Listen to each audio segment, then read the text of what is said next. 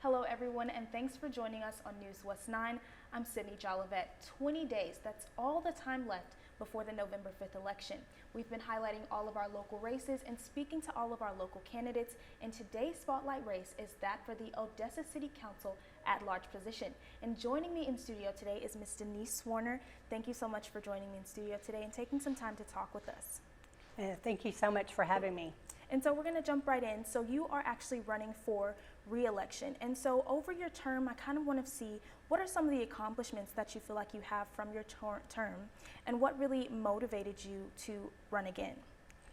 So sitting on City Council since 2020 has been an honor, and we've had so many accomplishments. The one I'm most proud of is the sports complex that will be coming our way. Another one, we don't like to talk about water, but our water treatment plant is almost 90% finished, and that's exciting for our city as well. Absolutely, and so we definitely want to get to the water, but my next question for you is, we've talked about those are some of your accomplishments, and so since being on the seat from 2020, what would you say are some of the biggest challenges that the citizens of Odessa have been facing, and what has City Council been doing to really combat those issues? Yeah, so there's a couple of different things. Obviously, water, trash has been a huge issue. We are currently tackling those issues. You know, there's a narrative out there that we haven't done anything, but when we became in office in 2020, it was quite the mess. And so we had trash trucks that had been operating for 12 to 15 years that needed replacement. We have a director that was hired in 2022 that actually brought some things to our attention that we weren't aware of.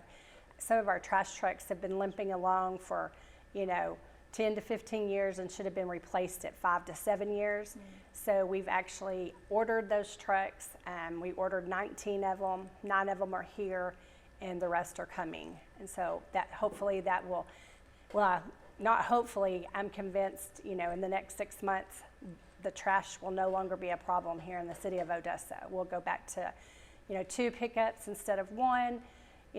By law, we're only supposed to do 1, but we want to get back to the twice a week pickups. And so that's definitely great to hear. And so now I do want to ask you about the kind of amount of boil water notices that the city has seen. It's kind of been a lot over the kind of most recent months, I would say. And so what would you say to citizens that are concerned about the water and how much we've had to kind of deal with water issues in this year alone? Yeah, so unfortunately, we have had a lot of water issues this year, more than normal. The biggest one was, I believe, 3 years ago when we were without water for 3 or 4 days. Wow. That was a lack of knowledge on part of our city staff that took us so long and how to get things moving and done. And so now we've got city staff in place that, when the water lines break, they're right on top of it.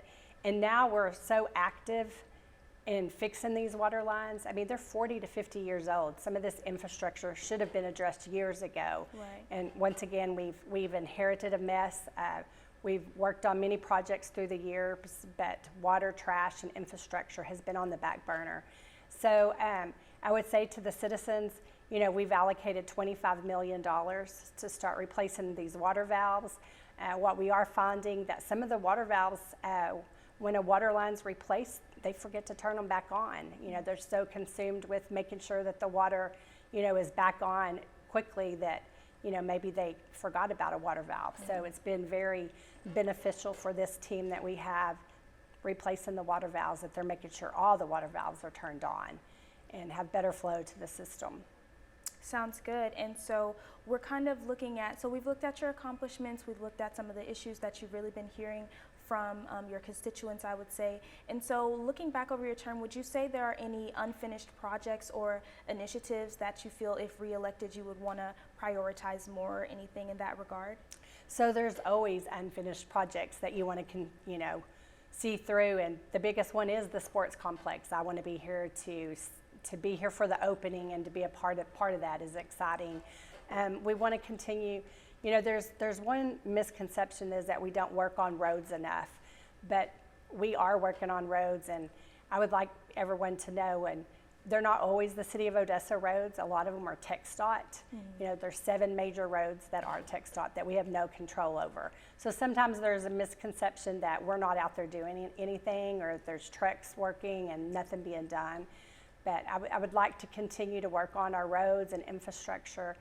You know, we've allocated $169 million worth of different projects throughout the city.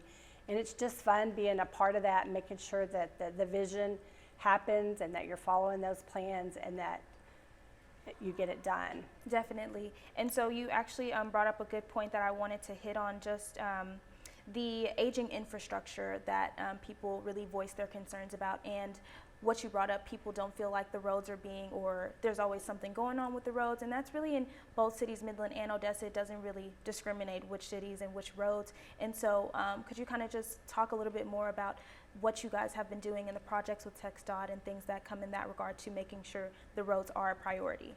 Yeah, so one of the major roads that we are just almost finished is the Fodry project.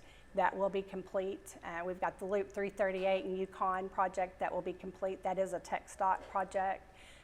We're doing Crane Avenue right now. I'm not sure if many are aware, but we've done over 28 miles this year in roads alone in infrastructure. And so we've got a master plan, and we're going to tackle those. And if anybody would like to do that, that is on our website, or they can contact us and we can actually give them the timeline of those streets that are going to be done. Awesome.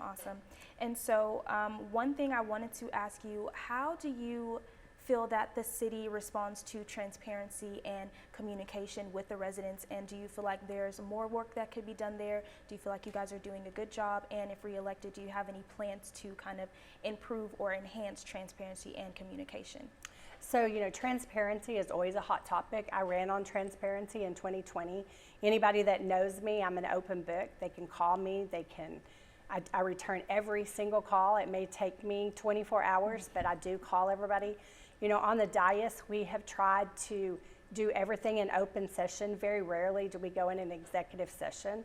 We tried to be as transparent as we can. We did sign a new contract with a company called TDGA. And whether I'm elected or not elected, it will force future councils to be very transparent in what we're doing as a city. And I'm real proud about that. Transparency is very important. Absolutely. And so we're just about wrapping up here. A couple more questions for you. Sure. So how would you say that your experience on the council has really shaped your leadership style? So, you know, being in this leadership role, I've been here my whole life, and I really just wanted to get involved and help my community. And I learn something every day. You know, a lot of times I get criticized because I take notes or I bring notes to a meeting, but I just, you know, you can't remember everything because there is so much information out there, so much that you've learned. And so I believe that I can continue to help the city of Odessa and move forward just with what I've learned and what I can learn, and just really let the people know we're open up for business. We're doing great things. We have a Bass Pro also coming. We have many more stores that are coming. I'm not allowed to talk about because we're in the works of that. And some positive things are happening in our community. That's great to hear, honestly. And so one of the last questions I have for you is, we're going to predict a little bit and say that you do win your re-election. Day one in office, what is your first order of action, whether it be talking about the roads, whether it be talking about the water?